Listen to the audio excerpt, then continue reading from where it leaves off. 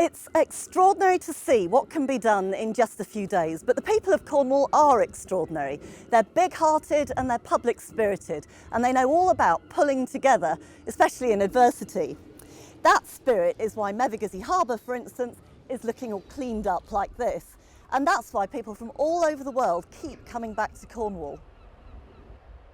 The vast majority of Cornwall was completely untouched by the isolated flooding of November the 17th, and in the localised pockets around St Austell where the waters did hit, a mass mobilisation of friends, neighbours and well-wishers has meant that already the area is open for business in this run-up to Christmas. Artist David Weston is one of them. The water came in very quickly and it was up to this level here. Well, it was over the top of my Wellingtons. So very shocking at the time, but it's remarkable how quickly everything seems to be cleaned up. Well, that's right. Those businesses that can get going quickly have got going quickly. It's washed away a little bit, but it hasn't washed away the spirit.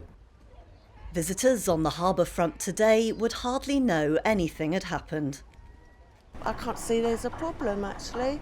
You can still go in the pubs and have a drink. And still get a pasty. Still have a meal, get a pasty, yeah, so no. Business as usual. Another town affected by the floods was Lostwithiel, and here too the community worked together to get back on their feet.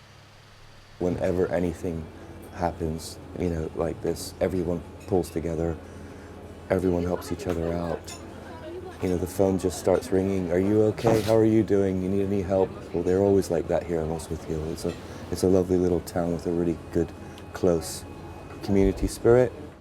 After the rain stopped falling, the roads and rails were back in action within hours.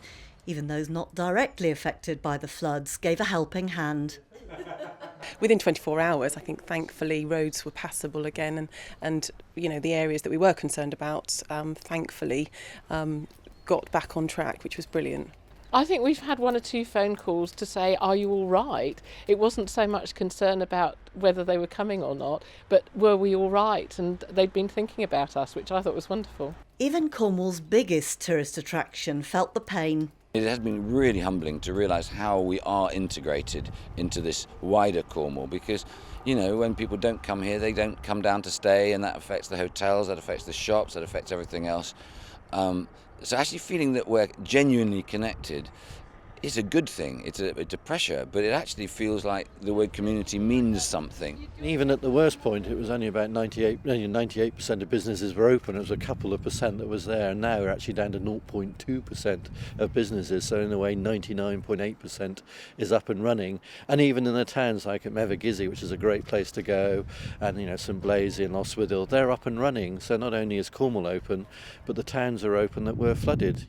Cornwall is blessed with natural beauty and resources, and a population of generous and spirited people who are not going to let anything get in the way of a warm Cornish welcome, particularly at this season of goodwill.